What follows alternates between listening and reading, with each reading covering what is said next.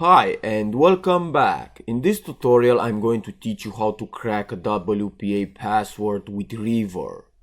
Reaver works by targeting WPS enabled routers and brute forcing the WPS pin. WPS stands for Wi-Fi Protected Setup and was implemented to simplify the wireless connections by entering a 8-digit pin instead of entering a password. So let's go ahead and get started. The first thing you need to do is to make sure you have your wireless card into monitor mode. And then you need to find a vulnerable target by using a tool called wash. So I'm going to type wash-i and the name of my interface. This will show all the networks with WPS enabled. You can stop the scan by pressing Ctrl+C and then select your target. Mine is Skynet. Now you need the BSS ID of the access point and the channel to begin the attack.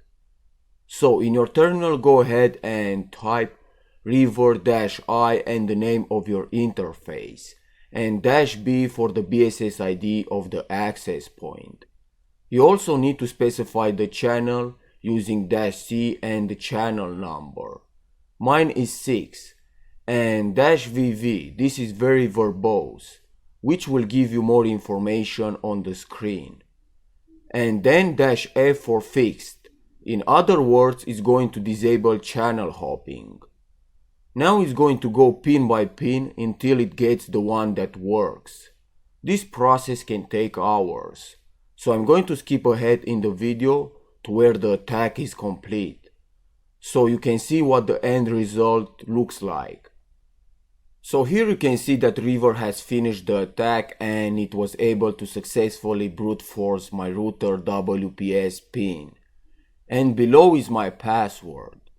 It's important to note that new routers come with improved technology and lockout systems, and this attack might not work. So that's it for this lesson. Thanks for watching and I'll see you next time.